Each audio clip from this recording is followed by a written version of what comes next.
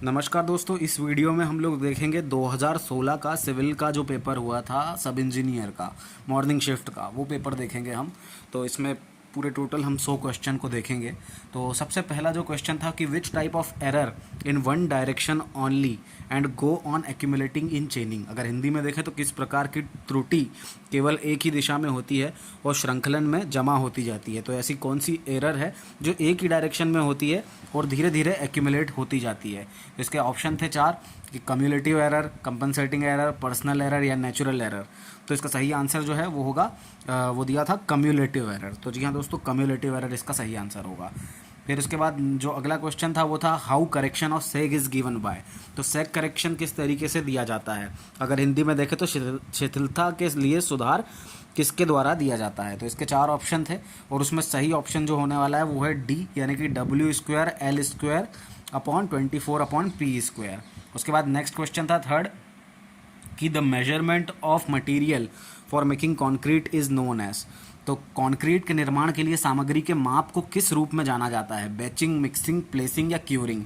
तो इसका सही आंसर हो जाएगा बैचिंग, क्योंकि बैचिंग जो होती है उसी को हम बोलते हैं measurement of materials for making concrete.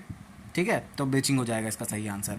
इसके बाद नेक्स्ट क्वेश्चन पूछा गया था, फोर्थ क्वेश्चन वो था in which type of concrete there is absence of capillary passage and there is no transmission of water by capillary action. अगर हिंदी में देखें तो किस प्रकार के कॉन्क्रीट में केशिकीय मार्ग अनुपस्थित रहता है और केशिकीय बल के कारण पानी का कोई संचरण नहीं होता है।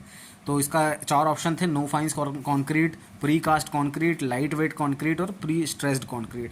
तो इसका सही आंसर जो होगा वो हो जाएगा नो फाइंस कॉन्क्रीट, क्योंकि no fines concrete are the concrete in which there is absence of capillarity passage. उसमें कैपिलरिटी पासेज नहीं होते हैं और उसी कैपिलरिटी पासेज नहीं होते हैं तो कैपिलरी एक्शन के थ्रू पानी उसमें ट्रांसमिशन नहीं होता है। उसके बाद नेक्स्ट क्वेश्चन था फिफ्थ क्वेश्चन, उसमें एक डायग्राम दिया हुआ था और पूछ रहा था कि ये डायग्राम जो है ये किस टाइप का इंस्ट्रूमेंट है जो कि चेन सर्वे में यूज़ किया जाता है। तो आप ये डायग्राम देख सकते हैं और ये डायग्राम के बाद 4 ऑप्शन दिए हुए थे, closed staff, adjustable cross staff, French cross staff या ओपन क्रॉस स्टाफ। तो इसका सही आंसर जो होगा वो होगा ओपन क्रॉस स्टाफ, क्योंकि इस डायग्राम को हम ओपन क्रॉस स्टाफ का डायग्राम है ये। फिर इसके बाद जो 6th क्वेश्चन था वो था which type of piles are driven at an inclination to resist large horizontal और इंक्लाइंड फोर्सेस। तो ये अगर हिंदी में देखें तो विशाल क्षैतिज या नत बल का विरोध करने के लिए किस प्रकार के ढेर का संचालन झुकाव पर किया जाता है। तो ऐसी कौन सी पाइल्स है जिसको कि हम जो इंक्लिनेशन होता है तो वहाँ पे लार्ज हॉरिजॉन्टल फोर्स या इंक्लाइंड फोर्स आ रहा है तो वहाँ पे उस पाइल्स को प्रोवाइड करते हैं। तो उसके 4 ऑप्शन थे, compaction piles, better piles, fender piles या शीट पाइल्स। तो इसका सही आंसर जो होगा वो था बेटर पाइल्स। इसके बाद नेक्स्ट क्वेश्चन था 7th question, which survey is used for fixing boundaries of field. तो 7th क्वेश्चन था कि कौन सा सर्वेक्षण खेतों की सीमाओं के निर्धारण के लिए किया जाता है। तो खेतों की सीमाओं के निर्धारण के लिए 4 ऑप्शन दिए हुए थे, कैडेस्ट्रल सर्वे, टॉपोग्राफिकल सर्वे, सिटी सर्वेस या इंजीनियरिंग सर्वेस। तो इसका सही आंसर जो है वो हो जाएगा कैडेस्ट्रल सर्वे, क्योंकि कैडेस्ट्रल सर्वे ही है वो सर्वे जिसमें कि हम खेतों की बाउंड्रीज जो होती है उसको निर्धारित करते हैं। उसके बाद 8th क्वेश्चन था the operation measuring distance with the help of a tape is called as. तो जब हम टेप की मदद से जो डिस्टेंस नापते हैं तो उसको क्या बोलते हैं। अगर हिंदी में देखें तो एक टेप की सहायता से प्रचालन की दूरी मापने को क्या कहते हैं। तो इसके 4 ऑप्शन थे, इनडायरेक्ट रेंजिंग, डायरेक्ट रेंजिंग, चेनिंग या ऑफसेटिंग। तो इसका सही आंसर जो था वो था चेनिंग, क्योंकि चेन की मदद, टेप की मदद से हम जब डिस्टेंस नापते हैं तो उसको हम बोलते हैं चेनिंग। उसके बाद चलते हैं नेक्स्ट क्वेश्चन की ओर, 9th क्वेश्चन की ओर। क्वेश्चन था the perpendicular of the oblique distance of the object from the survey line is called. तो जो परपेंडिकुलर मतलब परपेंडिकुलर या ऑब्लिक डिस्टेंस जो होती है सर्वे लाइन से उसको क्या बोला जाता है। अगर हिंदी में देखें तो सर्वेक्षण रेखा से वस्तु की तिर्यक या लंबवत दूरी को क्या कहा जाता है। इसके 4 ऑप्शन थे, tie line, base line, check line या ऑफसेट। तो इसका सही आंसर जो हो जाएगा वो हो जाएगा ऑफसेट, क्योंकि ऑफसेट ही होता है परपेंडिकुलर और the oblique distance of the object from the survey line. उसके बाद नेक्स्ट क्वेश्चन था 10th क्वेश्चन, उसमें था कि which type of scaffolding is used for painting and repair works inside the room up to height of 15 metre. मतलब 15 metre की अगर height है और पेंटिंग और रिपेयर वर्क में हम किस टाइप की स्कैफोल्डिंग का यूज़ करते हैं। हिंदी में देखें तो 15 मीटर की ऊंचाई तक कमरे के अंदर पेंटिंग और मरम्मत के कार्यों के लिए किस प्रकार के मचान का प्रयोग किया जाता है। तो इसका सही, इसके 4 ऑप्शन थे, patented scaffolding, steel scaffolding, suspended scaffolding या ट्रेस्टल स्कैफोल्डिंग। तो इसका सही आंसर था ट्रेस्टल स्कैफोल्डिंग यानी कि डी। इसके बाद नेक्स्ट क्वेश्चन था 11th क्वेश्चन कि slate, laterite and kaolin are the example of which type of stone. इसके मतलब हिंदी में देखें तो स्लेट और लेटराइट और चीनी मिट्टी किस प्रकार की चट्टान का उदाहरण है। इसके 4 ऑप्शन थे, आर्जिलिशियस, कैलकेरियस, सिलीशियस या इग्नियस रॉक। तो इसका सही आंसर जो था वो था आर्जिलिशियस रॉक, क्योंकि स्लेट, लेटराइट और केओलिन जो हैं वो आर्जिलिशियस रॉक के एग्जाम्पल हैं। इसके बाद नेक्स्ट क्वेश्चन हमारा 12वां क्वेश्चन था कि which are used to mark positions of the stations. Stations की पोजीशन मार्क करने के लिए किसका उपयोग किया जाता है, पैग्स का, रेंजिंग रॉड्स का, ऑफसेट रॉड्स का या क्रॉस स्टाफ का। तो इसका सही आंसर जो था वो था पैग्स का। पैग्स को हिंदी में खूंटे बोलते हैं। जब भी हम स्टेशन की मार्किंग करते हैं तो वहाँ पे जाके खूंटे गाड़ देते हैं, यानी कि पैग्स गाड़ देते हैं। उसके बाद जो 13th क्वेश्चन था वो था कि a dash is a machine which converts the kinetic energy of the water into pressure energy before the water leaves it's casing. तो मतलब ऐसी कौन सी मशीन पूछी थी उसने कि जो कि काइनेटिक एनर्जी जो रहती है वाटर की उसको प्रेशर एनर्जी में बदल देती है। इसके 4 ऑप्शन थे, reciprocating pump, draft tube, centrifugal pump या केविटेशन। तो इसका सही आंसर जो था वो था सेंट्रीफ्यूगल पंप, क्योंकि सेंट्रीफ्यूगल पंप ही एक ऐसी मशीन है जो कि काइनेटिक एनर्जी जो रहती है वाटर की उसको प्रेशर एनर्जी में बदल देती है। उसके बाद नेक्स्ट क्वेश्चन 14th क्वेश्चन था कि a horizontal layer of stones is termed as. तो अगर हिंदी में देखें तो ईंट या पत्थर का एक क्षैतिज परत को क्या बोलते हैं, मतलब जो ब्रिक्स और स्टोन जो ईंट और पत्थर होते हैं उनकी जो हॉरिजॉन्टल लेयर होती है उसको क्या बोला जाता है। इसके 4 ऑप्शन थे, कोर्स, हेडर, स्ट्रेचर या बेड। तो इसका सही आंसर था वो था कोर्स। तो ब्रिक्स की या स्टोन्स की हॉरिजॉन्टल लेयर जो होती है उसको कोर्स बोला जाता है। उसके बाद 15th क्वेश्चन था नेक्स्ट, वो पूछा गया था सिविल का, और ये था क्वेश्चन कि the defects caused by severe frost और by severe heating of a sun is known as. मतलब कि हिंदी में देखें तो गंभीर पाला से या सूर्य की प्रचंड गर्मी के कारण उत्पन्न गंभीर दोषों को क्या कहा जाता है। तो किस टाइप के डिफेक्ट उत्पन्न होते हैं सीवियर फ्रस्ट से या सीवियर हीट से। तो रिंग शेप ऑप्शन था, कप शेप ऑप्शन था, हार्ट शेक ऑप्शन था और स्टार शेक ऑप्शन था। इसका सही आंसर जो था वो था स्टार शेक, क्योंकि स्टार शेक जो है वो सीवियर फ्रस्ट और सीवियर हीट के द्वारा होता है। चलते हैं अगले क्वेश्चन की ओर, 16th क्वेश्चन की ओर। और क्वेश्चन था कि in which type of bond all bricks are laid as towards the face of the wall. तो ये क्वेश्चन था कि किस टाइप ये वो उस ऐसा कौन सा बॉन्ड है जिसमें जो सारी ब्रिक्स रहती हैं उनको फेस ऑफ द वॉल की तरफ लेड बिछाया जाता है। तो इसका हिंदी देखें तो सभी ईंट की दीवार को चेहरे की ओर से किस बंधन में रखा जाता है। तो stretcher bond, header bond, English bond या फ्लेमिश बॉन्ड। इसके 4 ऑप्शन थे। इसका सही आंसर जो है वो है हेडर बॉन्ड, क्योंकि हेडर बॉन्ड एक ऐसा बॉन्ड होता है जिसमें कि जितनी भी ब्रिक्स उसमें बिछाई जाती है सभी को फेस ऑफ द वॉल की टुवर्ड्स बिछाया जाता है। उसके बाद नेक्स्ट क्वेश्चन था 17th क्वेश्चन, और उसमें पूछा था इन्होंने कि which type of hydraulic machine is widely used in docks for loading and unloading ships. तो लोडिंग और अनलोडिंग शिप्स की करना है तो डॉक्स में कौन सी हाइड्रोलिक मशीन का सबसे ज़्यादा यूज़ किया जाता है, क्वेश्चन ये पूछा था। अगर हिंदी में देखें तो किस प्रकार के हाइड्रोलिक मशीन का इस्तेमाल बंदरगाहों में व्यापक रूप से जहाज़ों में माल लादने और उतारने के लिए किया जाता है। इसके 4 ऑप्शन थे, hydraulic crane, hydraulic lift, hydraulic intensifier या हाइड्रोलिक एक्यूमुलेटर। इसका सही आंसर जो है वो था हाइड्रोलिक क्रेन, क्योंकि हाइड्रोलिक क्रेन ही एक ऐसी मशीन है जिसका कि बंदरगाहों में उपयोग किया जाता है शिप्स को लोड और अनलोड करने में। उसके बाद नेक्स्ट क्वेश्चन था 18th क्वेश्चन कि व्हेन 2 और more footings are connected by a beam it is called. तो ये क्वेश्चन था, इसमें मतलब जब हम 2 या 2 से ज़्यादा फुटिंग्स जब किसी बीम में कनेक्ट कर देते हैं तो उसको क्या कहा जाता है, कौन सी फुटिंग कहा जाता है। अगर हिंदी में देखें तो 2 या 2 से अधिक आधार एक धरनी से जुड़ता है तो इसे क्या कहते हैं। इसके 4 ऑप्शन थे, strap footing, spread footing, combined footing, raft footing. तो इसका जो सही आंसर था वो था स्ट्रैप फुटिंग, क्योंकि स्ट्रैप फुटिंग उसको बोला जाता है जब 2 या 2 से अधिक फुटिंग को हम किसी एक बीम से कनेक्ट कर देते हैं तो। इसके बाद नेक्स्ट क्वेश्चन था 19 क्वेश्चन। इस क्वेश्चन में पूछा था इन्होंने कि it is a metal connection employed in a stone masonry construction, what is it. मतलब यह एक धातु का संयोजन है जिसका उपयोग पत्थर की चिनाई में किया जाता है। तो पत्थर की चिनाई में किसका उपयोग किया जाता है, इस कौन से कनेक्शन का उपयोग किया जाता है? तो इसके 4 ऑप्शन थे, कॉर्निस, बेड जॉइंट, कॉर्बल या क्रैम्प।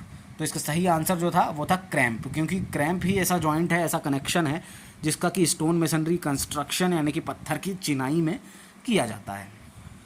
उसके बाद हमारा नेक्स्ट क्वेश्चन था 20 क्वेश्चन था कि the piles used to protect concrete deck from the abrasion of impact is known as. अगर हिंदी में देखें तो घर्षण या प्रभाव से कॉन्क्रीट डेक की रक्षा करने के लिए उपयोग किए जाने वाले ढेर को क्या कहा जाता है?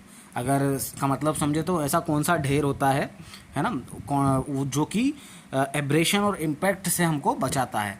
तो उस पाइल को, मतलब उस पाइल को क्या बोला जाता है जो एब्रेशन हमको और इम्पैक्ट वगैरह से बचाती है? तो इसके 4 ऑप्शन थे, fender piles, sheet piles, butter piles या कॉम्पैक्शन पाइल्स। तो इसका जो सही आंसर था वो था फेंडर पाइल्स, क्योंकि fender piles are the piles which are used to protect concrete deck from the abrasion of impact.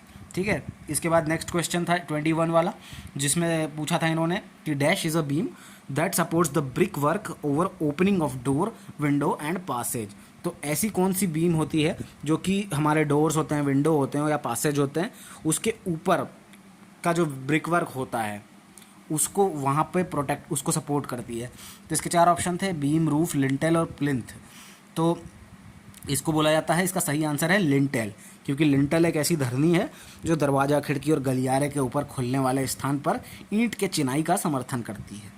उसके बाद नेक्स्ट क्वेश्चन था 22, इसमें उन्होंने भी एक डायग्राम दे दिया था और पूछा था कि ये किस टाइप का जॉइंट है, निम्नलिखित चित्र किस प्रकार के संधि को प्रदर्शित करता है? तो आप ध्यान से देखिए इस जॉइंट को। और इसके बाद इन्होंने ऑप्शन दे दिए थे कि स्पिगेट एंड सॉकेट जॉइंट है ये, या हाइड्रोलिक जॉइंट है ये, फ्लेंज्ड पाइप जॉइंट है ये, या एक्सपेंशन जॉइंट है ये। तो इसका जो सही आंसर था ये था एक्सपेंशन जॉइंट है, क्योंकि आप देख सकते हैं सिंपली ये जो है ये टेम्परेचर के चेंज होने से एक्सपेंशन जॉइंट दिया गया है। उसके बाद नेक्स्ट क्वेश्चन था कि the ratio of inertia force to the viscous force is known as. तो इनर्शिया अपन विस्कस फोर्स का रेशियो पूछ रहा था। इसके 4 ऑप्शन थे, फ्राउड्स, रेनॉल्ड्स, वेबर्स या यूलर नंबर। इसका सही आंसर था रेनॉल्ड्स नंबर। इसके बाद चलते हैं नेक्स्ट क्वेश्चन की ओर। नेक्स्ट क्वेश्चन था हमारा 24 क्वेश्चन था, what area of a building is the total area of the floor in between walls. तो अगर हिंदी में देखें तो एक भवन की दीवारों के बीच में कितना क्षेत्र फर्श का कुल क्षेत्रफल होता है? इसके 4 ऑप्शन थे, floor area, plinth area, carpet area या सर्कुलेशन एरिया, मतलब उसको क्या बोला जाता है? तो इसका जो सही आंसर था वो था फ्लोर एरिया, क्योंकि floor area is the area of a building which is the total area of the floor in between the walls. तो दीवारों के बीच में जितना भी एरिया आता है उसको हम फ्लोर एरिया बोलते हैं। उसके बाद नेक्स्ट क्वेश्चन था कि find the area of footing if to be design a rectangular footing of the uniform thickness of for an axial loaded column of this size। और उसके बाद हमको कुछ चीज़ें दी हुई थी, WC दिया हुआ था, WC प्लस WF का रेशियो दिया हुआ था, फिर QU दिया हुआ था, और ये सब कुछ मतलब इन दोनों का सम दिया हुआ था, WC और WF का। और उसके बाद इसको सिंपली इसका जब हमने इसको कैलकुलेशन किया तो इसका सही आंसर जो आया था वो था 8.66 मीटर स्क्वायर। इसके बाद नेक्स्ट क्वेश्चन जो 26 क्वेश्चन था सिविल का, जो पूछा था उन्होंने, वो था कि which type of construction provides 4 hour of fire resistance. तो 4 घंटे तक फायर रेसिस्टेंस किस तरीके का कंस्ट्रक्शन दिया जाता है? जो 4 घंटे तक फायर रेसिस्टेंस देता है उस कंस्ट्रक्शन को क्या बोलते हैं? Type 4, type 3, type 2, type 1। तो इसका सही आंसर था टाइप 1, क्योंकि टाइप 1 ही एक ऐसा कंस्ट्रक्शन है जो कि हमको 4 घंटे तक फायर रेसिस्टेंस प्रोवाइड करता है। उसके बाद हमारा नेक्स्ट क्वेश्चन नंबर 27 था कि a fluid whose viscosity changes with the rate of deformation is known as. अगर हिंदी में देखें तो एक द्रव जिसकी स्यान्यता यानी कि विस्कोसिटी विरूपण की दर के साथ बदलती है, मतलब वो डिफॉर्मेशन के साथ बदलती है जिसकी विस्कोसिटी, उसको क्या बोला जाता है? तो उसके 4 ऑप्शन थे, न्यूटोनियन, लैमिनार, टर्बुलेंट या नॉन न्यूटोनियन फ्लूइड। तो इसका जो सही आंसर था वो था नॉन न्यूटोनियन फ्लूइड, क्योंकि non Newtonian fluid is the fluid whose viscosity changes with the rate of deformation। चलते हैं नेक्स्ट क्वेश्चन की ओर। क्वेश्चन नंबर 28 था। इसमें उन्होंने पूछा था कि the property of a liquid which enables it to resist tensile stress is known as. अगर हिंदी में देखें तो एक तरल का वो गुण जो इसे तन्य तनाव का विरोध करने में सक्षम बनाता है, उसको क्या बोला जाता है? मतलब उस लिक्विड की प्रॉपर्टी को क्या बोला जाता है जो टेंसाइल स्ट्रेस अच्छे से रेसिस्ट कर लेती है? तो इसके 4 ऑप्शन थे, सरफेस टेंशन, कैपिलैरिटी, कंप्रेसिबिलिटी या विस्कोसिटी। तो इसका सही आंसर था वो था सरफेस टेंशन, क्योंकि surface tension is the property of a liquid which enables it to resist tensile stress. उसके बाद नेक्स्ट क्वेश्चन था 29 क्वेश्चन। उसमें इन्होंने पूछा था कि गिवन मैथमेटिकली इक्वेशन जो है rho is equal to M upon V, यानी कि density is equal to mass upon volume, represent which terms used in soil mechanics. तो किस उसको बोला, किस टर्म्स को रिप्रेजेंट करती है। तो वो पूछ रहा था density of soil, water content, saturated density या बायोएंट डेंसिटी। तो इसका जो सही आंसर था वो था डेंसिटी ऑफ सॉइल, क्योंकि डेंसिटी ऑफ सॉइल को हम बोलते हैं mass of soil upon volume of soil. उसके बाद नेक्स्ट क्वेश्चन था कि coefficient of friction is the ratio of. तो कोफिशिएंट ऑफ फ्रिक्शन जो है वो किसका रेशियो है, घर्षण गुणांक किसका रेशियो है।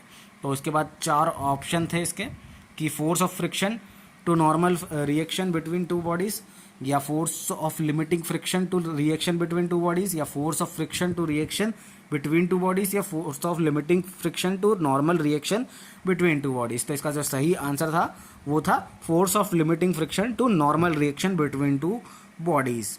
तो इसका जो सही आंसर मतलब हमारा जो कोफिशिएंट ऑफ फ्रिक्शन होता है, जो फोर्स मतलब हमारा जो कोफिशिएंट ऑफ फ्रिक्शन जो रहता है वो किस किस का रेशियो होता है, वो होता है लिमिटिंग फ्रिक्शन का और नॉर्मल रिएक्शन का, दो बॉडीज़ के बीच की।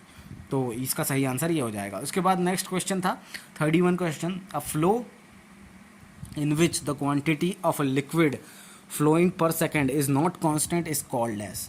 मतलब हिंदी में देखें तो एक प्रवाह जिसमें प्रति सेकंड प्रवाहित होने वाले तरल पदार्थ की मात्रा स्थिर नहीं होती है, उसे क्या कहा जाता है।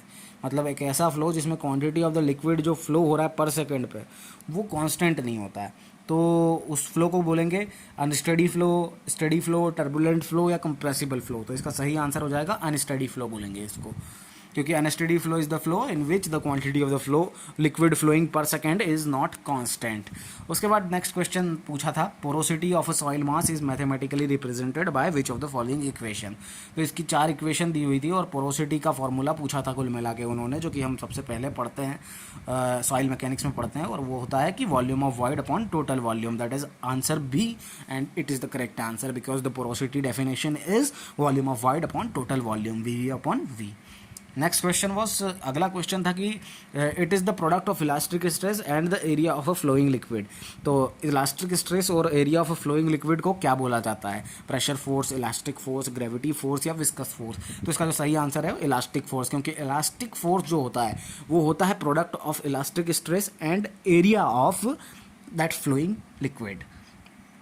उसके बाद 34 क्वेश्चन था कि when a body of a mass of inertia about a given axis is rotated about the axis when a body of mass of inertia about a given axis is rotated about the axis with an angular velocity it possesses sum। तो उसमें क्या आता है, मतलब अगर हिंदी में देखें तो जब एक दिए गए अक्ष के चारों ओर द्रव्यमान वाले पिंड को एक कोणीय वेग पर धुरी के चारों ओर घुमाया जाता है तब इसके पास कुछ क्या होता है, क्या बचता क्या है उसके पास। तो टॉर्क होता है, पोटेंशियल एनर्जी होती है, स्ट्रेन एनर्जी होती है, काइनेटिक एनर्जी होती है। तो सही आंसर जो होगा वो होगा kinetic energy, because when a body of a mass of inertia about a given axis is rotated about the axis with an angular velocity it possesses some kinetic energy. Next question था 35। इसमें था कि एक question दिया हुआ था और पूछा था कि उन्होंने given figure represent which type of stair plan. तो कौन सी टाइप का ये स्टेयर प्लान है। इसके 4 ऑप्शन थे, इस डायग्राम को आप देख सकते हैं। Plan of a 4 flight stair, plan of a geometrical stair none, और या फिर बाइफरकेटेड स्टेयर का प्लान है ये, या फिर ये सेगमेंटल स्टेयर का प्लान है। तो आप सिंपली देख सकते हैं ये 4 फ्लाइट स्टेयर है, क्योंकि यहाँ पे 4 फ्लाइट है, स्टेयर की अलग ही दिख रहा है। उसके बाद हमारा 37 क्वेश्चन आ जाता है।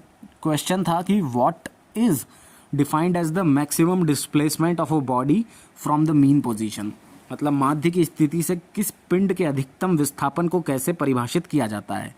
उसको पीरियडिक टाइम बोला जाता है, एंगुलर एक्सेलरेशन बोला जाता है, एम्पलीट्यूड बोला जाता है, या सेंट्रीपिटल एक्सेलरेशन बोला जाता है।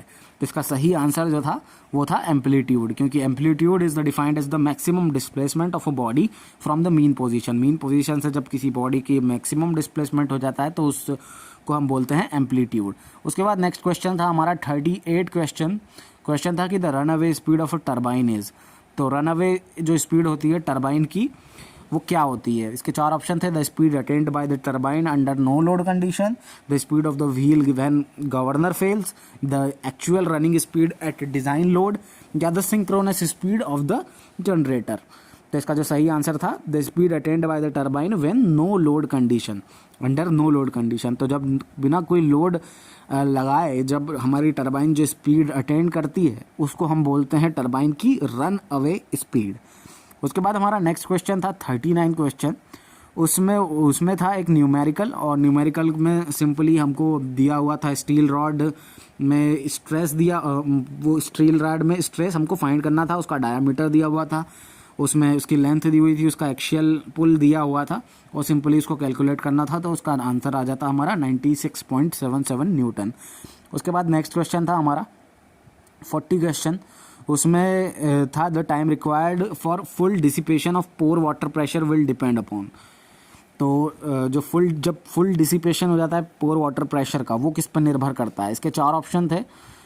इसके 4 ऑप्शन ये थे कि thickness of soil sample, coefficient of permeability of soil, या बोथ ऑफ द अबव, या नन ऑफ द अबव। तो इसका जो सही आंसर था वो था both of the above, because जो हमारा टाइम जो रिक्वायर्ड होता है फुल डिसिपेशन के लिए, वो थिकनेस ऑफ सॉइल सैंपल पर भी डिपेंड करता है और coefficient of permeability of soil पर भी डिपेंड करता है। उसके बाद हमारा नेक्स्ट क्वेश्चन पूछा था इन्होंने कि the dash of a body is that point through which the resultant of the system of parallel forces formed by weights of all the particles of the body passes for all the position of the body. मतलब कि एक पिंड के गुरुत्वाकर्षण का केंद्र वह बिंदु है जिसके माध्यम से पिंड में के सभी कणों के वजन द्वारा गठित समानांतर बलों की परिणामी प्रणाली पिंड के सभी स्थिति से होकर गुजरता है। तो वो हो जाता है, वो उस पॉइंट को क्या बोलते हैं। तो इलोंगेशन बोलते हैं, ब्रेकिंग पॉइंट बोलते हैं, या यील्ड पॉइंट बोलते हैं, या सेंटर ऑफ ग्रेविटी बोलते हैं। तो उसको बोलते हैं centre of gravity, because centre of gravity of a body is that point. वो ऐसा पॉइंट है जहाँ पे कि सारे जो पैरेलल फोर्सेस होते हैं हमारे, उन सारे फोर्सेस का जो पैरेलल फोर्सेस जो सारा वेट्स होता है जो कि वेट्स के कारण बनाए जाते हैं, वो सारे के सारे हमारे उस पॉइंट से, उस पोजीशन से होके गुजरते हैं। तो उसको बोलते हैं हम सेंटर ऑफ ग्रेविटी। उसके बाद हमारा नेक्स्ट क्वेश्चन था कि उसके बाद नेक्स्ट क्वेश्चन हमारा ये था न्यूमेरिकल क्वेश्चन था कि for a jeepable road in hilly area gradient of 1/12 what will be the maximum gradient recommended. तो न्यूमेरिकल नहीं था ये, तो ये हमारा IS कोड IRC के द्वारा दिया गया था। तो जीपेबल रोड है अगर हमारी हिली एरिया पे और उसका ग्रेडियंट जो है 1/12 है, तो मैक्सिमम ग्रेडियंट जो रहेगा रिकमेंड जो हमको किया जाता है वो है 1 to 7 वाला। तो आंसर इसका ए हो जाएगा, आंसर सही, करेक्ट आंसर 1 to 7। उसके बाद हमारा नेक्स्ट क्वेश्चन था the capacity of soil to resist shearing stress is known as. तो शेयरिंग स्ट्रेस को रेसिस्ट करने की जो कैपेसिटी होती है सॉइल की, उसको क्या बोला जाता है। कंसोलिडेशन एंड स्वेलिंग बोला जाता है, कंप्रेसिबिलिटी बोला जाता है, कोहेशन एंड थिक्सोट्रॉफी बोला जाता है, या प्लास्टिसिटी बोला जाता है। तो सिंपल इसका आंसर है कोहेशन और thixotropy, because cohesion and thixotropy are the capacity of soil to resist shearing stress. तो शेयरिंग स्ट्रेस जो है वो उसकी बात हम करते हैं कोहेशन में और थिक्सोट्रॉपी में। उसके बाद हमारा नेक्स्ट क्वेश्चन था कि what is the grain size of cobble soil particle. तो कोबल का क्या साइज होता है, पथरीली मिट्टी जो होती है उसका क्या साइज होता है। इसके 4 ऑप्शन थे 20 से 300 mm, 4.75 से 20 mm, 4.75 से 80 mm, 80 से 300 mm। तो इसका सही आंसर जो था वो था 80 से 300 mm। इसके बाद हमारा नेक्स्ट क्वेश्चन था ये था कि this is a field method of determining rough value of water content. तो वाटर कंटेंट निकालने की फील्ड मेथड कौन सी है, sand bath method, calcium method, pycnometer method, या ओवन ड्राइंग मेथड। तो इसका सही आंसर जो था वो था sand bath method, because sand bath method is the method which is the field method and it gives the rough value of the water content. उसके बाद हमारा नेक्स्ट क्वेश्चन था 46 क्वेश्चन था कि उसमें हमको एक बिटुमिनस रोड का फिगर दे दिया था और पूछा था कि given figure represent which type of bituminous road. मतलब जो हमारा ये फिगर था ये किस टाइप की बिटुमिनस रोड को बता रहा है। इसके 4 ऑप्शन थे bituminous macadam road, bituminous full grounded macadam road, या बिटुमिनस कॉन्क्रीट, या बिटुमिनस शीट एस्फाल्ट। इसका जो सही आंसर था वो था बिटुमिनस मेकाडेम रोड, बिकॉज इसमें लेयर बाय लेयर सारे नीचे हमारे कोर्स ग्रेन थे, बड़े पत्थर थे, और ऊपर ऊपर जाते हुए प्राइम कोट वगैरह सारी लेयर्स थी जो कि एक बिटुमिनस मेकाडेम रोड के अंदर होती है। उसके बाद नेक्स्ट क्वेश्चन था हमारा एक सिंपल सा, वो था कि in which type of soil more than half the total material by weight is larger than 75 micron ISCU। तो 75 माइक्रॉन की ISCU से किस सॉइल में जो टोटल मटेरियल का वेट रहता है वो ज़्यादा रहता है। तो इसके 4 ऑप्शन थे, coarse grain soil, fine grain soil, highly organic soil या सिल्ट सॉइल। इसका आंसर था सही coarse grain soil, because coarse grain soil is the soil जो ये एक ऐसी मृदा है जिसके में वजन से कुल सामग्री के आधे से अधिक 75 माइक्रोन के चलनी के आकार से बड़े होते हैं। इसके बाद हमारा नेक्स्ट क्वेश्चन था 48 क्वेश्चन, और ये क्वेश्चन था कि the ratio of plasticity index to the soil fraction is known as. तो प्लास्टिसिटी इंडेक्स जो होता है और सॉइल फ्रैक्शन होता है, उन दोनों के रेशियो को क्या कहा जाता है। तो इसके 4 ऑप्शन थे, एक्टिविटी, टफनेस, लिक्विडिटी इंडेक्स या रिलेटिव कंसिस्टेंसी। इसका जो सही आंसर था वो था activity of clay, because activity of the clay is known as the ratio of plasticity index of the soil to the soil fraction. इसके बाद नेक्स्ट क्वेश्चन था कि dash is the result from lifting of warm moisture laden air masses due to topography barriers. मतलब कि कौन सा ऐसा result है जो कि वार्म मॉइस्चर जो लैडन एयर होती है उसको उसके कारण होता है। मतलब उस प्रेसिपिटेशन को क्या बोलते हैं जो कि वार्म मॉइस्चर एयर मासेस के कारण होता है। तो उसके ऑप्शन थे convective precipitation, orographic precipitation, cyclonic precipitation या हाइड्रोलिक प्रेसिपिटेशन। तो इसका सही आंसर जो था वो था orographic precipitation, because orographic precipitation एक ऐसा स्थलाकृतिक बाधाओं के कारण गर्म नमी लदे हवा के द्रव्यमान के उठने के परिणाम स्वरूप होती है। Because it is orographic precipitation is the result from lifting of warm moisture laden air masses due to topographic barriers। उसके बाद हमारा नेक्स्ट क्वेश्चन था 46 क्वेश्चन था कि उसमें हमको एक बिटुमिनस रोड का फिगर दे दिया था और पूछा था कि given figure represent which type of bituminous road. मतलब जो हमारा ये फिगर था ये किस टाइप की बिटुमिनस रोड को बता रहा है। इसके 4 ऑप्शन थे, bituminous macadam road, bituminous full grounded macadam road या बिटुमिनस कॉन्क्रीट या बिटुमिनस शीट एस्फाल्ट। इसका जो सही आंसर था वो था बिटुमिनस मेकाडेम रोड, बिकॉज इसमें लेयर बाय लेयर सारे नीचे हमारे कोर्स ग्रेन थे, बड़े पत्थर थे, और ऊपर ऊपर जाते हुए प्राइम कोट वगैरह सारी लेयर्स थी जो कि एक बिटुमिनस मेकाडेम रोड के अंदर होती है। उसके बाद नेक्स्ट क्वेश्चन था हमारा एक सिंपल सा, वो था कि in which type of soil more than half the total material by weight is larger than 75 micron ISCU। तो 75 माइक्रॉन की ISCU से किस सॉइल में जो टोटल मटेरियल का वेट रहता है वो ज़्यादा रहता है। तो इसके 4 ऑप्शन थे, coarse grain soil, fine grain soil, highly organic soil या सिल्ट सॉइल। इसका आंसर था सही coarse grain soil, because coarse grain soil is the soil जो ये एक ऐसी मृदा है जिसके में वजन से कुल सामग्री के आधे से अधिक 75 माइक्रोन के चलनी के आकार से बड़े होते हैं। इसके बाद हमारा नेक्स्ट क्वेश्चन था 48 क्वेश्चन, और ये क्वेश्चन था कि the ratio of plasticity index to the soil fraction is known as. तो प्लास्टिसिटी इंडेक्स जो होता है और सॉइल फ्रैक्शन होता है, उन दोनों के रेशियो को क्या कहा जाता है। तो इसके 4 ऑप्शन थे, एक्टिविटी, टफनेस, लिक्विडिटी इंडेक्स या रिलेटिव कंसिस्टेंसी। इसका जो सही आंसर था वो था activity of clay, because activity of the clay is known as the ratio of plasticity index of the soil to the soil fraction. इसके बाद नेक्स्ट क्वेश्चन था कि dash is the result from lifting of warm moisture laden air masses due to topography barriers.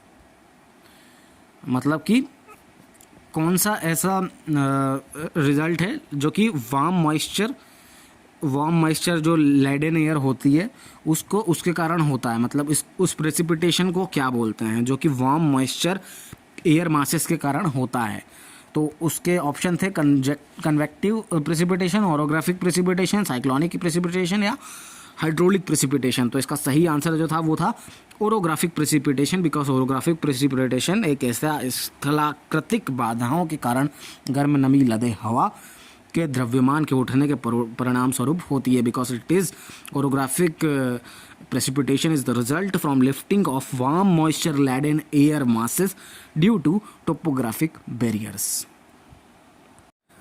उसके बाद हमारा next question था 51 question था कि the forces whose lines of action line on the same plane are known as, मतलब वो force जिनमें की लाइन ऑफ एक्शन जो होती है वो सेम प्लेन पे होती है, उन फोर्सेस को क्या बोला जाता है। इसके 4 ऑप्शन थे, concurrent forces, coplanar forces, coplanar concurrent forces या कोप्लानर नॉन कॉन्करेंट फोर्सेस। तो ऐसे फोर्सेस को बोला जाता है कोप्लानर फोर्सेस। जी हाँ दोस्तों, कोप्लानर फोर्सेस वो फोर्सेस होते हैं जिनकी लाइन ऑफ एक्शन जो होती है वो सेम प्लेन पे होती है। उसके बाद था नेक्स्ट क्वेश्चन 52 क्वेश्चन था कि the flood discharge in Q max is given by Q is equal to C A की पावर 3/4।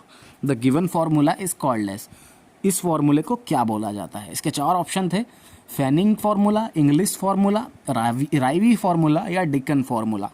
तो इसका जो सही आंसर था वो था Dickens formula, because Dickens formula says that Q is equal to CA की पावर 3/4।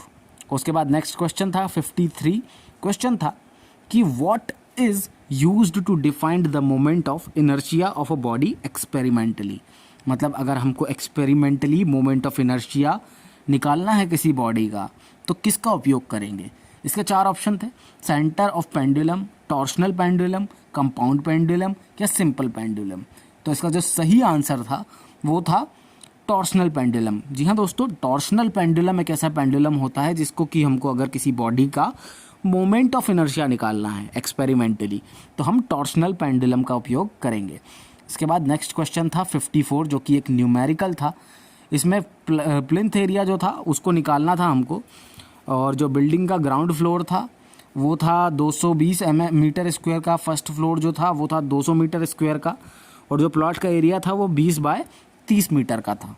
तो इसके जो 4 आंसर थे वो थे 418, 419, 420 और 421, और इसका सही आंसर जो था वो था 420 मीटर स्क्वायर। इसके बाद नेक्स्ट क्वेश्चन जो था वो भी एक न्यूमेरिकल क्वेश्चन था, और इसमें भी हमको फ्लोर एरिया दिया हुआ था बिल्डिंग का, और प्लिंथ एरिया जो था मतलब फ्लोर एरिया निकालना था और प्लिंथ एरिया दिया हुआ था। तो इसमें भी सिंपली हमको कैलकुलेट करना था। इसके 4 ऑप्शन थे, 0.359, 0.36, 0.361, 0.362, और इसका सही आंसर था 0.359। इसके बाद जो नेक्स्ट क्वेश्चन था 56 क्वेश्चन वो था कि it is the ratio of load lifted to the effort applied. तो load lifted upon effort applied के रेशियो को क्या बोला जाता है। इसके 4 ऑप्शन थे, output of ratio, input of machine, mechanical advantage या वेलोसिटी रेशियो। तो इसका जो सही आंसर था वो था मैकेनिकल एडवांटेज, क्योंकि मैकेनिकल एडवांटेज एक रेशियो होता है lifted load upon applied effort का।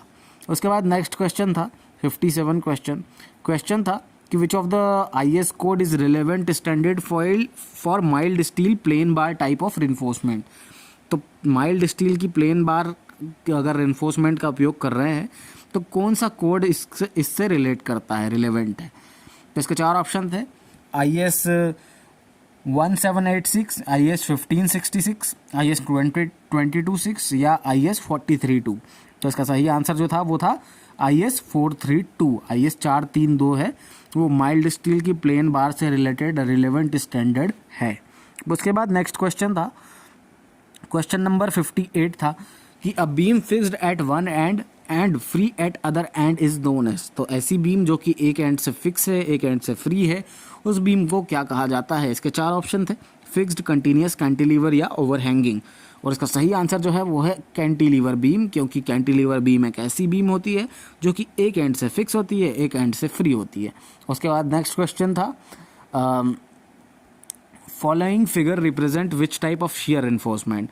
तो शियर इन्फोर्समेंट के लिए एक फिगर दे दिया था और पूछा था कि ये किस टाइप की शियर इन्फोर्समेंट को दिखा रहा है। इसके 4 ऑप्शन थे, इंक्लाइंड स्टिरप्स का डायग्राम है ये, या bent up bars along with stirrups का डायग्राम है ये, या वर्टिकल स्टिरप्स का डायग्राम है ये, या हॉरिजॉन्टल स्टिरप्स का डायग्राम है ये। तो इसका आंसर था ये इंक्लाइंड स्टिरप्स का डायग्राम है, क्योंकि इंक्लाइंड स्टिरप्स जो होते हैं वो कुछ इस तरीके से प्रोवाइड किए जाते हैं, जैसा कि आप डायग्राम में देख ही सकते हैं।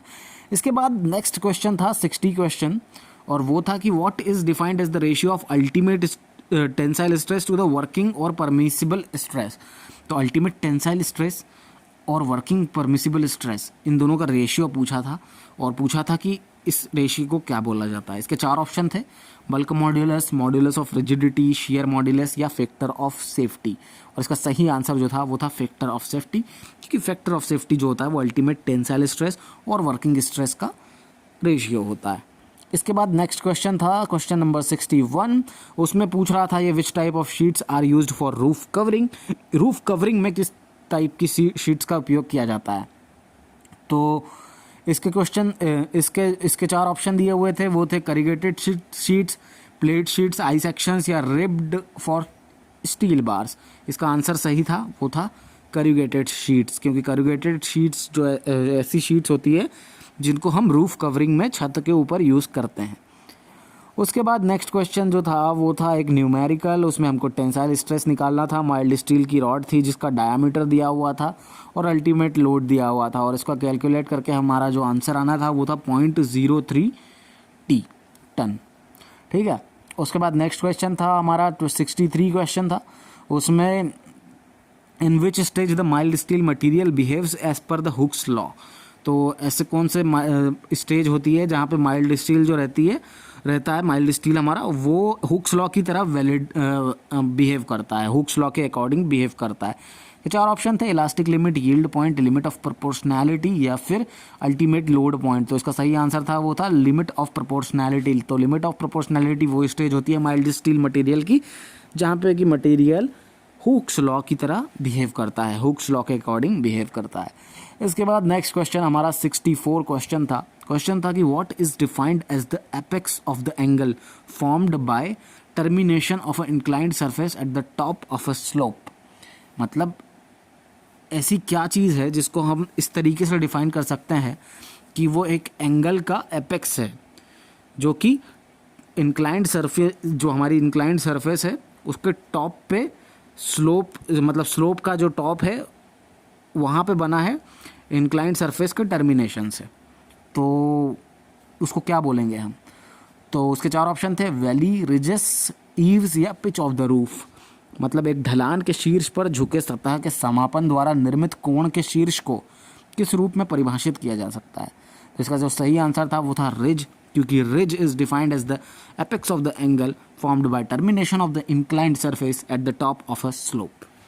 इसके बाद नेक्स्ट क्वेश्चन था हमारा 65 क्वेश्चन था, सिंपल सा क्वेश्चन था कि what is the maximum permissible fluorine content water for domestic supplies. तो फ्लोरीन की मैक्सिमम परमिसिबल लिमिट पूछ रहा था डोमेस्टिक सप्लाईज में। इसके 4 ऑप्शन थे, 0.3 ppm, 0.05 ppm या 3 ppm या 1.5 ppm। इसका सही आंसर जो था वो था 1.5 ppm, because 1.5 ppm is the maximum permissible fluorine content in water for domestic supplies.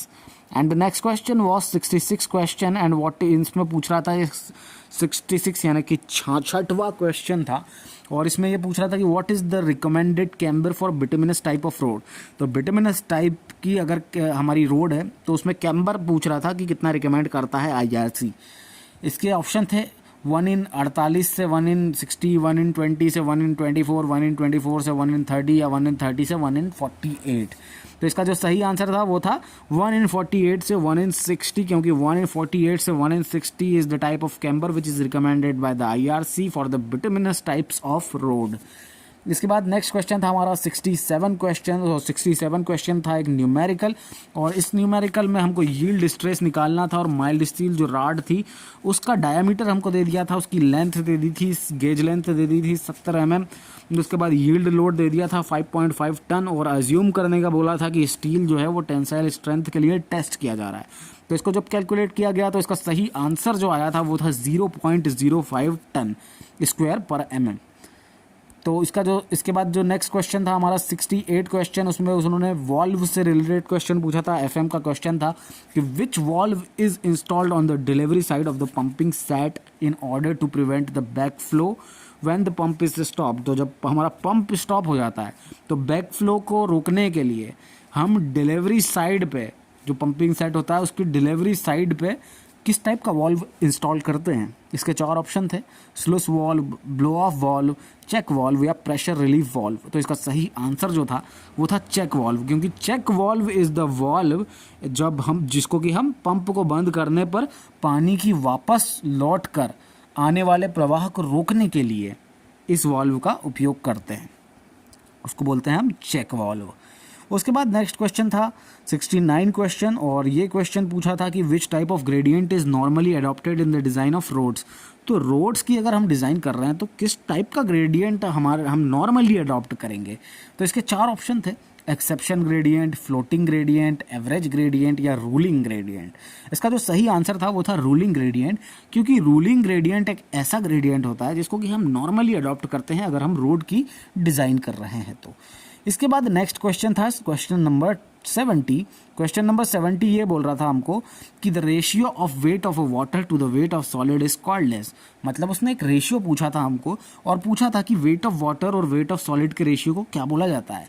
इसके 4 ऑप्शन थे, void ratio, water content, degree of saturation या पोरोसिटी। इसका जो सही आंसर था वो था water content, because water content is the ratio of weight of water to the weight of solids. इसके बाद नेक्स्ट क्वेश्चन था हमारा 71, और इस क्वेश्चन में उसने पूछा था, ये एनवायरमेंट का क्वेश्चन था, in a sewage treatment what is chlorinated and then disposed of from the secondary settling tank. मतलब वो पूछ रहा था सीवेज उपचार में किसे क्लोरीन युक्त करने के बाद माध्यमिक निपटान के टैंक के माध्यम से निपटारा किया जाता है। मतलब सीवेज ट्रीटमेंट में किस चीज़ को क्लोरीनेट किया जाता है और उसके बाद डिस्पोज कर दिया जाता है सेकेंडरी सेटलिंग टैंक में। उसके 4 ऑप्शन थे, एफ्लुएंट, फ्लॉक्स, स्लज या ग्रीट। इसका सही आंसर जो था, इसका सही आंसर था वो था एफ्लुएंट, क्योंकि एफ्लुएंट एक ऐसा था, ऐसी चीज़ है जिसको कि क्लोरीनेट करने के बाद डिस्पोज ऑफ कर दिया जाता है सेकेंडरी सेटलिंग टैंक से।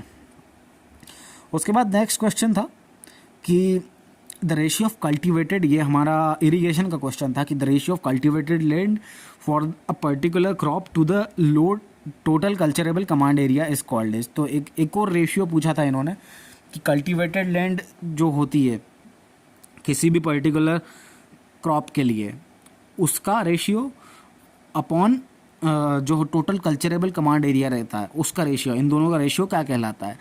तो इसके 4 ऑप्शन थे, intensity of irrigation, crop ratio, overlap allowances या रूट जोन डेप्थ। तो इसका जो सही आंसर था वो था intensity of irrigation, because intensity of irrigation is the ratio of a cultivated land for a particular crop to the total culturable command area होता है ये। ठीक है, उसके बाद नेक्स्ट क्वेश्चन 73 क्वेश्चन था। Question was dash are employed if the sewage contains grease and fatty oil which forms a scum in sedimentation tank. अगर sedimentation tank के अंदर ग्रीस और फैटी ऑयल जो है वो प्रेजेंट है तो किसको प्रोवाइड करना पड़ेगा हमको? और ऑप्शन दिए हुए थे, sedimentation, chemical precipitation, grid settling या स्किमिंग। तो इसका सही आंसर जो था वो था skimming, because skimming should be employed. एक स्किमिंग टैंक प्रोवाइड किया जाता है अगर सीवेज के अंदर फैटी ऑयल या ग्रीस वगैरह है और स्कम बन रही है सेडिमेंटेशन टैंक में, तो हम एक स्किमिंग टैंक प्रोवाइड करेंगे। इसके बाद नेक्स्ट क्वेश्चन था हमारा 74 क्वेश्चन था कि the top of the ground on which the foundation of the road rest is called. मतलब ग्राउंड के ऊपर का वो टॉप जहाँ पे कि जो फाउंडेशन होती है हमारी रोड की वो रखी जाती है, उसको क्या बोला जाता है? इसके 4 ऑप्शन थे, सॉइल सबग्रेड, सब बेस कोर्स, वियरिंग कोर्स या बेस कोर्स। तो इसका सही आंसर जो था वो था सबग्रेड, क्योंकि सबग्रेड जो होती है वो ऐसी हमारी लेयर होती है जहाँ पे कि भूमि के ऊपरी भाग में जिस पर सड़क का आधार टिका हुआ होता है तो उसको हम बोलते हैं सबग्रेड, और ये होती है मिट्टी की। उसके बाद नेक्स्ट क्वेश्चन जो था वो था 75 क्वेश्चन था इरिगेशन का। The irrigation works constructed for regulating the supply of irrigation. तो सप्लाई ऑफ इरिगेशन को रेगुलेट करने के लिए आप किस टाइप का इरिगेशन वर्क बनाते हैं? इसके 4 ऑप्शन थे, regulator, escapes, falls, canal outlet and modulus. तो इसका सही आंसर था रेगुलेटर, क्योंकि रेगुलेट करना है आपको सप्लाई को तो रेगुलेटर प्रोवाइड करना ही है, बनाना ही पड़ेगा, तो उसको कंस्ट्रक्ट करते हैं हम। इसके बाद नेक्स्ट क्वेश्चन था 76 क्वेश्चन था कि the rise given to the centre way with reference to its edge is called as. तो एज के रेफरेंस में जब हम सेंटर वे पे जब राइज देते हैं तो उसको क्या बोला जाता है? हाईवे का क्वेश्चन था ये। इसके ऑप्शन थे शोल्डर विड्थ बोला जाता है, कैम्बर बोला जाता है, कैरेज वे बोला जाता है, या रोड वे विड्थ बोला जाता है। तो इसका सही आंसर जो था वो था कैम्बर, क्योंकि कैम्बर एक ऐसा राइज होता है which is given to the centre way with reference to its edge. इसको हम बोलते हैं, मतलब किनारे के संदर्भ में केंद्र के दिए गए उभार को हम क्या बोलते हैं? तो कैम्बर बोलते हैं, और कैम्बर को हिंदी में बोलते हैं वक्रता। उसके बाद नेक्स्ट क्वेश्चन था हमारा 77 क्वेश्चन, जो कि न्यूमेरिकल था, और न्यूमेरिकल भी उसमें भी हमको प्लिंथ एरिया निकालना था, बिल्टअप एरिया दिया हुआ था कंस्ट्रक्टेड, और जो कोर्टयार्ड का एरिया था वो भी दिया हुआ था 5.5 इंटू 6.5 मीटर में। उसके बाद जब हमने इसको कैलकुलेट किया तो जो सही आंसर था वो था 314.25। इसके बाद जो हमारा नेक्स्ट क्वेश्चन था वो था 78 क्वेश्चन, जो कि एक हाईवे का क्वेश्चन था। क्वेश्चन था कि it is defined as the ratio, it is defined as the total rise of और fall between any 2 points chosen on the alignment divided by the horizontal distance between 2 point. अगर हिंदी में देखें तो दो बिंदुओं के बीच क्षैतिज दूरी द्वारा विभाजित संरेखण पर चुने गए किन्हीं दो बिंदुओं पर इसे कुल वृद्धि या गिरावट के रूप में परिभाषित किया जाता है। तो ग्रेडियंट की डेफिनेशन पूछ रहा था कि जो वो टोटल राइज भी हो सकता है या फॉल भी हो सकता है 2 पॉइंट्स के बीच का, जिसको कि हम अलाइनमेंट पे चूज़ करते हैं, और हॉरिजॉन्टल डिस्टेंस से ये 2 पॉइंट्स जो रहते हैं वो डिवाइडेड रहते हैं। तो इसके जो 4 ऑप्शन थे वो थे ruling gradient, variable gradient, exceptional gradient या एवरेज ग्रेडियंट। तो इसका सही आंसर जो था वो था average gradient, because average gradient is defined as the total rise और fall between any 2 points chosen on the alignment divided by the horizontal distance between 2 points. उसके बाद नेक्स्ट क्वेश्चन जो था वो था हमारा एक न्यूमेरिकल, और न्यूमेरिकल था उसमें हमको बिल्डिंग की वैल्यू निकालनी थी। अगर प्लिंथ एरिया जो था वो हमारा 350 मीटर स्क्वायर दिया हुआ था, कॉस्ट ऑफ कंस्ट्रक्शन जो था वो 1700 मीटर पर मीटर स्क्वायर हमारा लग गया था। तो इसमें इसका जो हमने सही आंसर कैलकुलेट किया तो वो निकल के आया था 5,95,000 रुपये जो था वो थी बिल्डिंग की टोटल वैल्यू। उसके बाद नेक्स्ट क्वेश्चन जो था वो क्वेश्चन था इरिगेशन का। क्वेश्चन था कि the first watering before sowing the crop is called, मतलब कि क्रॉप को बुआई से पहले ही, मतलब जो हमारी फसल होती है उसकी बुआई से पहले ही जब हम पानी दे देते हैं तो फर्स्ट वाटरिंग उसको क्या बोला जाता है? उसके 4 ऑप्शन थे core watering, root zone depth, paleo या फिर क्रॉप रेशियो। तो इसका सही आंसर था वो था पेलियो। तो पेलियो जो वाटरिंग होती है उसको हम पहले ही दे देते हैं, तो पेलियो को हम पहले दे देते हैं। तो एक ट्रिक ये सिंपल सी आप याद रख सकते हैं, सो दैट कि आपको याद रहे कि पेलियो को पहले दे देते हैं हम। क्रॉप के बोने से पहले ही जो पानी दे दिया जाता है फील्ड में उसको बोला जाता है पेलियो इरिगेशन। उसके बाद नेक्स्ट क्वेश्चन था, एक फिगर दिया हुआ था और पूछ रहा था कि कौन सा जॉइंट है ये। तो इसके 4 ऑप्शन थे single V, single U, single double V या डबल यू। तो इसका सही आंसर जो था वो था डबल वी, क्योंकि आप देख सकते हैं 2 वी बने हुए हैं, एक उल्टा बना है, ऊपर की तरफ बना है, एक नीचे की तरफ बना है, और 2 वी टाइप के जॉइंट बने हुए हैं। तो ये जो हमारा जॉइंट है ये हो जाएगा डबल वी जॉइंट। उसके बाद नेक्स्ट क्वेश्चन था हमारा 82 क्वेश्चन। इस क्वेश्चन में पूछा था कि in which method the field is divided into number of long parallel strips. तो लॉन्ग पैरेलल स्ट्रिप्स में जो हमारा खेत होता है उसको हम किस इरिगेशन के लिए इस तरीके से फील्ड को हम डिवाइड कर देते हैं। तो इसके 4 ऑप्शन थे border flooding irrigation, furrow irrigation, free flooding irrigation या चेक फ्लडिंग इरिगेशन। तो इसका सही आंसर जो था वो था बॉर्डर फ्लडिंग इरिगेशन, क्योंकि बॉर्डर फ्लडिंग इरिगेशन एक ऐसी इरिगेशन की प्रणाली है, एक ऐसी विधि है जिसमें कि हम हमारी जो फील्ड होती है उसको लॉन्ग लंबी पैरेलल स्ट्रिप्स में हम विभाजित कर देते हैं, मतलब समानांतर पट्टियों में उसको विभाजित किया जाता है। उसके बाद नेक्स्ट क्वेश्चन था हमारा 83 क्वेश्चन था कि the compression flange should be prevented from. तो कंप्रेशन फ्लेंज जो होती है उसको किस तरीके से बचाया जा सकता है? तो इसके 4 ऑप्शन थे बकलिंग, बियरिंग स्ट्रेस, डिफ्लेक्शन या बेंडिंग मोमेंट। तो बेंडिंग मोमेंट से मतलब कंप्रेशन फ्लेंज को किससे बचाना चाहिए हमको कंप्रेशन फ्लेंज को? तो उसको हमको बचाना चाहिए बकलिंग से, क्योंकि कंप्रेशन फ्लेंज पे आ जाती है बकलिंग, बहुत ज़्यादा हो सकती है तो वो बचाती है। तो compression flange should be prevented from buckling. उसके बाद आ जाता है हमारा नेक्स्ट क्वेश्चन 85 क्वेश्चन था कि the narrow strip of land at the ground level between the inner toe of the bank and top edge of cutting is known as. तो अगर हिंदी में देखें तो किनारे के भीतरी छोर तथा काटने के ऊपरी किनारे के बीच जमीनी स्तर पर भूमि की संकीर्ण पट्टी को किस रूप में जाना जाता है। तो इसके 4 ऑप्शन थे, free board, dowel, spoil bank या बर्म। तो इसका जो सही आंसर था वो था बर्म, क्योंकि berm is the narrow strip of a land at the ground level between the inner toe of the bank and top edge of the cutting. एक ऐसी जो हमारी नैरो स्ट्रिप होती है ये बर्म, जो कि ग्राउंड लेवल पे होती है, इनर टो जो होती है बैंक की वो, और टॉप एज जो होती है कटिंग की वो, उन दोनों के बीच में ये होती है नैरो स्ट्रिप, उसको बर्म बोला जाता है। इसके बाद नेक्स्ट क्वेश्चन था क्वेश्चन नंबर 86। इसमें पूछ रहा था कि which type of truss is also called as latticed roof truss. तो लेटिस्ड रूफ ट्रस किसको बोला जाता है? बेलफास्ट ट्रस को, मैनसार्ड ट्रस को, क्वीन पोस्ट ट्रस को या किंग पोस्ट ट्रस को। तो इसका सही आंसर था वो था बेलफास्ट ट्रस। जी हाँ दोस्तों, बेलफास्ट ट्रस को बोला जाता है लेटिस्ड रूफ ट्रस भी। इसके बाद नेक्स्ट क्वेश्चन था 87 क्वेश्चन पूछ रहा था ये हमको टेंडर और कॉन्ट्रैक्ट से रिलेटेड एक क्वेश्चन आया था, और ये क्वेश्चन था कि estimated value of a built up property at the end of its useful life without being dismantled is known as. मतलब उस एस्टिमेटेड वैल्यू को क्या बोला जाता है प्रॉपर्टी की, जबकि उस प्रॉपर्टी का जो यूज़फुल लाइफ है वो ख़त्म हो चुकी है, पर उसको अभी डिसमेंटल उस प्रॉपर्टी को नहीं किया गया है। इसके 4 ऑप्शन थे, salvage value, scrap value, depreciation या फ्लोर एरिया रेशियो। तो इसका सही आंसर जो था वो था साल्वेज वैल्यू, क्योंकि साल्वेज वैल्यू एक निर्मित संपत्ति को बिना ध्वस्त किए हुए उसके उपयोगी जीवन के अंत में उसका जो अनुमानित मूल्य होता है उसको हम बोलते हैं साल्वेज वैल्यू। उसके बाद नेक्स्ट क्वेश्चन था क्वेश्चन नंबर 88।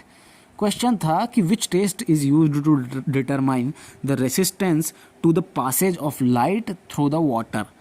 तो लाइट के कौन सा टेस्ट जो किया जाता है वो हम किया जाता है पासेज, मतलब उसमें हम देखते हैं कि लाइट पास हो रहा है कि नहीं पानी से। तो ऐसा कौन सा टेस्ट होता है? तो इसके 4 ऑप्शन थे, turbidity test, temperature test, colour test या परमिसिबल टेस्ट। तो हम इसका जो सही आंसर है वो है टर्बिडिटी टेस्ट, क्योंकि टर्बिडिटी टेस्ट एक ऐसा टेस्ट होता है जिसमें कि हम लाइट पास हो रही है कि नहीं पानी से वो देखते हैं। ठीक है, उसके बाद नेक्स्ट क्वेश्चन जो था हमारा क्वेश्चन नंबर था हमारा 89 क्वेश्चन था। क्वेश्चन पूछ रहा था if the PO value is 3 which means, अगर हमारे पानी की पीओ वैल्यू जो है वो 3 है तो इसका क्या मतलब होगा। इसके 4 ऑप्शन थे, water got faint odour, water got distinct odour, water got strong odour या water got extremely strong odour. तो इसका सही आंसर जो था वो था वाटर गॉट फेंट ऑर्डर, मतलब कि पानी में हल्की सी गंध आना चालू हो चुकी है अगर आपका जो पीओ वैल्यू है वो पानी में 3 आ रहा है तो। उसके बाद हमारा 90th क्वेश्चन जो था वो क्वेश्चन था कि open area, courtyard and balconies are not included in which area during valuation. तो जब हम वैल्यूएशन कर रहे हैं तो कौन सा एरिया वो होता है जिसमें कि हम ओपन एरिया को नहीं लेते, कोर्टयार्ड को नहीं लेते और बालकनी को नहीं लेते हैं। तो इसके 4 ऑप्शन थे, plinth area, plot area, carpet area, floor area. इसका जो सही आंसर था वो था प्लिंथ एरिया, क्योंकि प्लिंथ एरिया का जब हम कैलकुलेशन करते हैं तो ओपन एरियाज, कोर्टयार्ड्स और बालकनी को नहीं इंक्लूड करते। उसके बाद नेक्स्ट क्वेश्चन था 91 क्वेश्चन था कि the self weight of a structure along with all the super imposed load permanently attached to the structure is called as. मतलब कि self weight of the structure जब हम कंसीडर करते हैं और जो भी दूसरे सिंपल सुपर इम्पोज्ड लोड हैं परमानेंटली अटैच्ड उनको भी हम कंसीडर करते हैं, तो उस वक्त संरचना के स्वभार के साथ साथ स्थायी रूप से संरचना में संलग्न सभी आरोप भार को हम क्या बोलते हैं? तो बियरिंग स्ट्रेस बोलते हैं, उसको डेड लोड बोलते हैं, लाइव लोड बोलते हैं या वर्किंग स्ट्रेस बोलते हैं। तो इसका सही आंसर होगा dead load, because dead load is the self weight of the structure along with all the superior imposed loads permanently attached to the structure. इसके बाद नेक्स्ट क्वेश्चन था कि dash sometimes become septic due to overloading और unfavourable cloudy conditions. तो ऐसी क्या चीज़ है जो कि कभी सेप्टिक बन जाती है अगर ओवरलोडिंग उसमें कर दी जाए, या कि क्लाउडी बादल की जो क्लाउडी कंडीशंस अनफेवरेबल आ चुकी हैं तो वो सेप्टिक बन सकती है। उसके 4 ऑप्शन थे, रिफ्यूज़, सीवेज, सलेज या ऑक्सीडेशन पॉन्ड। तो इसका सही आंसर था वो था ऑक्सीडेशन पॉन्ड, क्योंकि ऑक्सीडेशन पॉन्ड कई बार सेप्टिक बन सकता है अगर उसमें ओवरलोडिंग हो गई या क्लाउडी सीजन जो है वो अनफेवरेबल हो गया तो। इसके बाद 93 क्वेश्चन जो था हमारा नेक्स्ट क्वेश्चन था, और इस क्वेश्चन में वो पूछ रहा था हमसे कि इन the design aspects of septic tank what should be about 40 to 60 centimetre. तो 40 से 60 सेंटीमीटर क्या होना चाहिए सेप्टिक टैंक में। इसके 4 ऑप्शन थे, capacity, detention period, free board या शेप। तो इसका सही आंसर जो था वो था फ्री बोर्ड, क्योंकि फ्री बोर्ड ही एक ऐसी चीज़ है जो कि सेप्टिक टैंक में 40 से 60 सेंटीमीटर होना चाहिए, दिया जाना चाहिए। उसके बाद नेक्स्ट क्वेश्चन था वो था कि dash is the distance between the centre of rivet hole to the nearest edge of the plate. तो रिवेट होल के सेंटर से नियरेस्ट एज जो होती है प्लेट की, उसके बीच की डिस्टेंस को क्या बोला जाता है। तो taking rivet, pitch, nominal diameter या मार्जिन बोला जाता है। तो उसका सही आंसर था वो था मार्जिन, क्योंकि मार्जिन एक ऐसी डिस्टेंस है जो कि सेंटर ऑफ रिवेट, जो सेंट्रल होल है, जो रिवेट का होल है, उसके सेंटर से जो प्लेट की नियरेस्ट एज है उसकी डिस्टेंस को बोलते हैं हम मार्जिन। उसके बाद क्वेश्चन नंबर 95 था। क्वेश्चन था कि what is the recommended value of the effective length if the end condition effectively held in position and restrained in direction at both ends. तो उसमें हमसे ये रिकमेंडेड वैल्यू पूछ रहा था, इफेक्टिव लेंथ पूछ रहा था कि अगर, और एंड कंडीशन दी हुई थी कि एक एंड से हेल्ड इन पोजीशन था और एक एंड पे रिस्ट्रेंड इन वन डायरेक्शन था, दोनों एंड पे। तो हेल्ड इन पोजीशन और रिस्ट्रेंड इन डायरेक्शन दोनों एंड पे था। तो इसका जो सही आंसर था वो था 0.65 L। तो अगर दोनों डायरेक्शन से रिस्ट्रेंड डायरेक्शन में और हेल्ड इन पोजीशन है तो इसका अगर हमारी इफेक्टिव लेंथ हो जाएगी 0.65 L। उसके बाद नेक्स्ट क्वेश्चन था क्वेश्चन नंबर 96। क्वेश्चन था कि a beam supporting wall directly over door और विंडो इज कॉल्ड एज। तो एक ऐसी बीम जो कि डोर और विंडो के ऊपर सपोर्ट कर रही है वॉल को, उसको क्या बोला जाता है। तो उसके 4 ऑप्शन थे, लिंटेल, गर्डर, जॉइस्ट या ट्रिमर। इसका सही आंसर था वो था लिंटेल। इसके बाद नेक्स्ट क्वेश्चन था, इस क्वेश्चन में उसने पूछा था रैपिड सैंड फिल्टर के बारे में कि जो वैल्यू 6 होती है वो रैपिड सैंड फिल्टर में क्या इंडिकेट करती है। What is indicated by valve 6 of rapid sand filter. तो wash water storage tank valve होता है वो, या इनलेट वाल्व होता है, या filtered water storage tank valve होता है, कंप्रेस्ड एयर वाल्व होता है। तो वाल्व 6 किसको बोला जाता है। तो वाल्व 6 बोला जाता है wash water storage tank valve जो होता है उसको हम बोलते हैं वाल्व 6। तो उसके बाद नेक्स्ट क्वेश्चन था कि dash is the application of chlorine beyond the stage of break point up to 2 ppm। तो 2 ppm के बाद, जो ब्रेक पॉइंट के बाद भी, बियॉन्ड भी जब हम क्लोरीन अप्लाई करते हैं तो उस क्लोरीन को क्या बोला जाता है।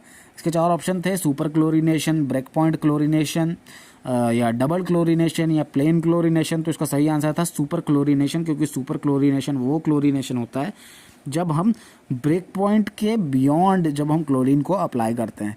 इसके बाद नेक्स्ट क्वेश्चन था 99 क्वेश्चन था कि which type of sewage carries the domestic and storm water. तो डोमेस्टिक और स्टॉर्म वाटर दोनों कौन से सीवेज में कैरी किए जाते हैं। इसके 4 ऑप्शन थे, combined sewer, storm sewer, sanitary sewer या हाउस सीवर। तो इसका सही आंसर जो था वो था कंबाइंड सीवर, क्योंकि कंबाइंड सीवर को कंबाइंड सीवर इसीलिए बोलते हैं क्योंकि उसके अंदर डोमेस्टिक भी वाटर होता है और स्टॉर्म वाटर भी होता है। इसके बाद next question, last question 100th question था हमारा, और क्वेश्चन था कि the bond strength between steel and concrete is due to. Concrete और स्टील के बीच में जो बॉन्ड की स्ट्रेंथ होती है वो किसके कारण होती है। इसके 4 ऑप्शन थे कि फ्रिक्शन के कारण होती है, एडेशन के कारण होती है, दोनों के कारण होती है, या नन ऑफ द अबव के कारण होती है। तो इसका जो सही आंसर था वो था बोथ ऑफ द अबव, क्योंकि दोनों के कारण ही होती है। हमारे स्टील और कंक्रीट के बीच की जो डिस्टेंस होती है, जो स्ट्रेंथ होती है, वो फ्रिक्शन के कारण भी होती है और एडेशन के कारण भी होती है।